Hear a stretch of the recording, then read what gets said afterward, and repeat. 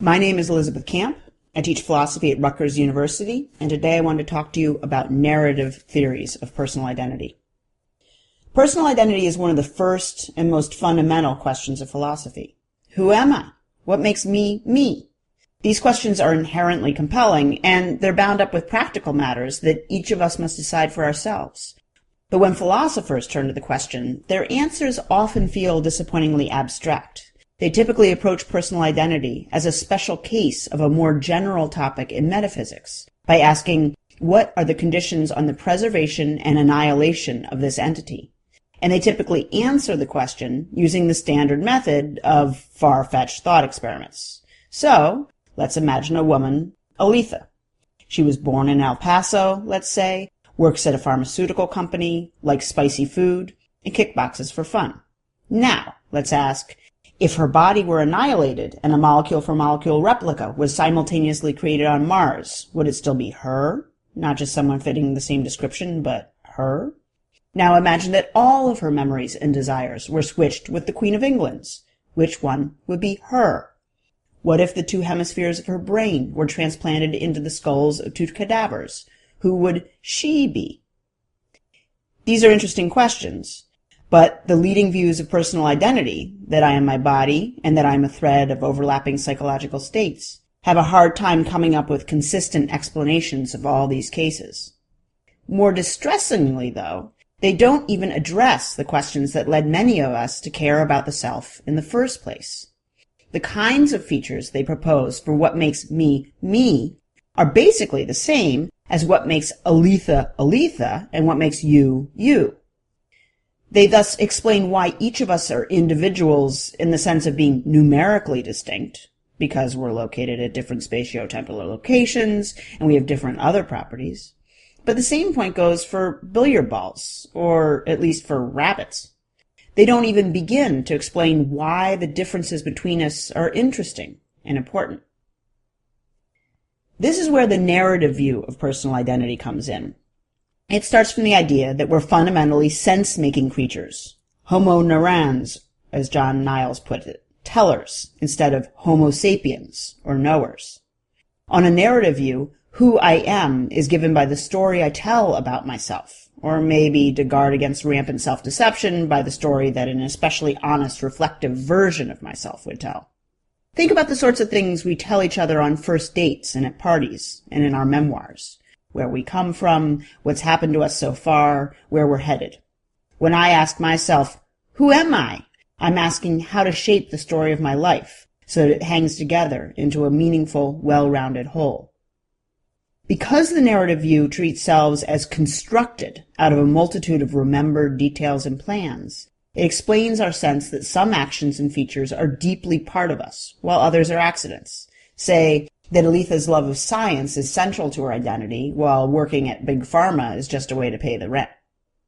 It also explains the profound intuition that making a self is an active, ongoing process. So, perhaps as a teenager or in college, Aletha might describe herself as from the barrio, but later she might decide that she just happened to be born there, that it doesn't define her, or even much matter. Finally, because it focuses on the particularities of individual selves and their specific places at given moments in an overall life's journey, the narrative view explains the intimate, intuitive connection between figuring out who we are and what we should do. The best action for Aletha now is the one that most fully actualizes the particular self she is in the midst of becoming. Maybe this means going back to graduate school. Maybe it means starting a nonprofit. Maybe it means saving up to buy a house. Only she can decide, and different decisions may set her off on very different paths, producing later selves with incompatible interests and values. Given how explanatorily rich it is, it shouldn't be surprising that the narrative view has been endorsed by a wide range of philosophers, psychologists, anthropologists, historians, and literary critics. However, there's a problem. What the narrative view really explains is the identity and significance of lives, not the identity and significance of selves. What is the problem? Well, the most basic feature of a narrative, as Aristotle tells us, is that it has a beginning, a middle, and an end. Narrative structure is teleological. events in the narrative hang together and gain their significance because of their relation to the story's end, and helping to bring it about, stymieing its culmination, and so on. But because the narrative view defines a self in terms of the narrative it's embedded within, it ends up holding the meaning and the value of that self hostage to the story's end. One problem is that many lives, maybe even most, end at inopportune times, either cut short too early or dragging on after their main work is done. Intuitively, we don't want to say that these narratively uncompelling ends render the selves who lived those lives less worthwhile in retrospect. Further, someone like Aletha might have a rich, robust, morally praiseworthy self, even if she lacks any grand life story to tell. She might have always known she'd be a scientist. She might have just stumbled into close friendships and cool hobbies, helped lots of people, and have a deeply ingrained sense of spiritual peace all along. These are all qualities that make for a good self, but they might not add up to the specific beginning, middle, end temporal structure that makes for a good story. The model of the self-made man waging his way through the world on a quest to discover and actualize his truest being is a compelling one, but it is also peculiarly Western and romantic. It shouldn't serve as the standard for defining and evaluating personhood in general.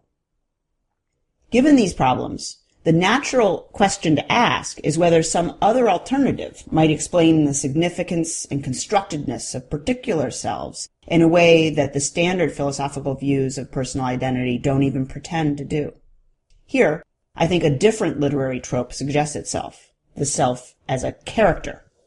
Much as on the narrative view, the character view holds that when we construct our own selves and interpret those of others, we look for more than a pile of qualities. We try to make that nexus of behaviors, habits, commitments, and memories hang together into a comprehensible whole, a coherent texture of being, as Iris Murdoch says.